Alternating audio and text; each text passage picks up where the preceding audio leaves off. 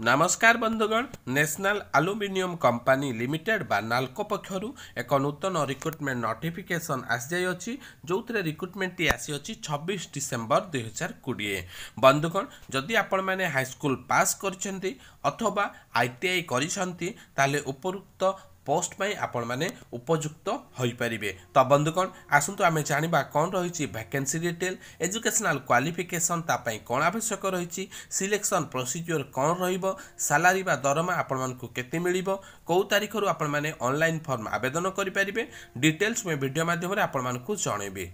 बंधुगण बिना स्किप रे वीडियो को शेष पर्यंत देखा सहित जदि आपण माने मो चैनल नुआ करी आछंती अथवा ए वीडियो को आपण सर्वप्रथम देखुछंती मो चैनल को सब्सक्राइब करिया को भूलिबेनी। बंधुगण वीडियोटी जदि भल लागि थाए ताले लाइक एवं शेयर मध्य करिवे। बंधुगण आसंतु आमे जानिबा detail recruitment notification national aluminium company limited बा नाल्को पक्षरु कोन रही अछि। बंधुगण आपण माने एडवर्टाइजमेंट नंबर देखि पारुतबे जोटी एडवर्टाइजमेंट टी आसी अछि 26 डिसेंबर 2020। तो बंधुगण आसंतु आमे जानिबा वैकेंसी कैटेगरी वाइज वैकेंसी केते जाई अछि बा केतेटी अछि मिनिमम एजुकेशनल क्वालिफिकेशन कौन आवश्यक एथिपाई मिनिमम एक्सपीरियंस आवश्यकता रही कि नहीं एवं सर्वाधिक बयस सीमा कौन आवश्यक एवं एथिपाई को पोस्ट रही अछि। तो बंधुगण मु आपण मानकु जणै देबाकु चाहे सर्वमोट 10 गोटी पदवी पई वैकेंसी टी आसी अछि जोतरे सर्वसाधारण बा जनरल पई 5 गोटी एससी पई गोटिए एसटी पई 2 गोटी एवं ओबीसी पई गोटिए एवं ईएसएम पई गोटिए पोस्ट वैकेंसी आसी जाई अछि। तो बंधुगण आपण माने जदि हाई स्कूल पास करछंती अथवा सेकेंड क्लास ब्रॉयलर आईटीआई करबा सहित second class broiler government of India तरफ रु आपण माने पाइछंती ताहले आपण निम्न पदवी पई आपण माने एलिजिबल हेई पारिबे। बंधुगण एथि पई आपण मानकर किछि गोटे एक्सपीरियंस आवश्यकता अछि किछि गोटे एक्सपीरियंस रो आवश्यकता नाही एवं एथि पई इंडिविजुअल पोस्ट मध्ये रही अछि एवं एथि पई सर्वाधिक बयस सीमा आपण मानकु निम्न पोस्ट माध्यम रे चला जाइछि।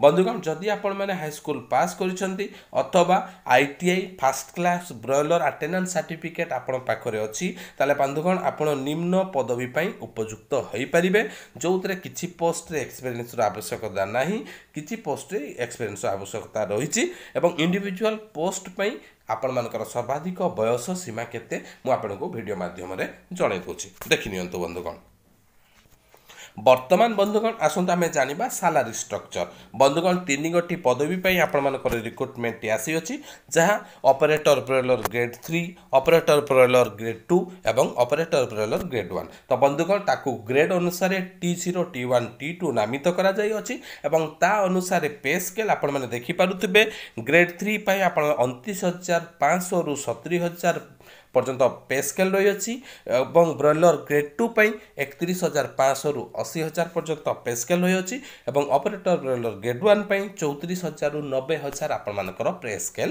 रहिबो। बंधुगण सिलेक्शन प्रोसेस दीटी स्टेज रे हेबो बा दीटी उपाय रे हेबो। प्रथमटी आपण मानकर रिटन टेस्ट देन आपण मानकर ट्रेड टेस्ट। बंधुगण एहाकू नाल्को तरफ रु 60% 40% आकार रे से माने आपण मानकर सिलेक्शन टी करिवे रिटन टेस्ट को 60% वेटेज एवं आपण मानकर ट्रेड टेस्ट जो 40% ताकू टेस्ट आकार रे निया जिवो एवं टोटल को 100% आकार रे नै कि आपण मानको सिलेक्शन करा जिवो। बंधुगण बहुत बड़ कथा गोटे अपर एज रिलैक्सेशन जोटी आपण मानकर गवर्नमेंट ऑफ इंडिया तरफ रु जथा एसटी एससी मानको 5 वर्ष ओबीसी मानको 3 वर्ष एवं पीडब्ल्यूडी कैंडिडेट मानको 10 वर्ष ओबीसी कैंडिडेट मानको 13 वर्ष पीडब्ल्यूडी कैंडिडेट रो ओबीसी मानको 13 वर्ष एवं एसटी एससी पीडब्ल्यूडी कैंडिडेट मानको 15 वर्ष एज रिलैक्सेशन लाल्को तरफ रु रखा जाय अछि।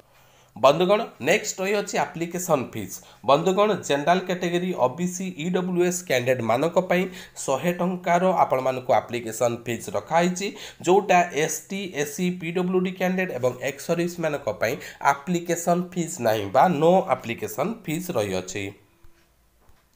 वर्तमान बंधुगण आपण माने फॉर्म किपरि भाबे आवेदन करिवे बा हाउ टू अप्लाई। बंधुगण प्रथमे आपण क्रोम ब्राउजर रे हो किंबा गूगल अदर जो भी वेबसाइट हो आपण www.nalcoindia.com आपण क्लिक करके आपण ऑफिशियल वेबसाइट जाई आपण फॉर्म आवेदन करि परिबे जोटा मु मोर डिस्क्रिप्शन बॉक्स रे मध्ये लिंक देइथिबी आपण माने सेथिरु मध्ये डिटेल रिक्रुटमेंट नोटिफिकेशन पाइबा सहित फॉर्म मध्ये आवेदन करि परिबे। बंधुगण जो फॉर्म आवेदन कर सारा पर तार हार्ड कॉपी आपण को काढ़ा पड़ो और आपण मानकर हार्ड कॉपी आपण मान क्यारियर सर्टिफिकेट और ट्रेड सर्टिफिकेट ता सहित संयुक्त करी निम्न ठिकाना यथा recruitment cell HRD department S and P complex national aluminium company limited Angul 759145 Odisha रे इमीडिएट पोस्ट करिया को पड़िबो जो थे लास्ट डेट आपण मानकर 6/2/2021 सुधा हार्ड कॉपी तांको निम्न एड्रेस माध्यम पहुँची जावा आवश्यक।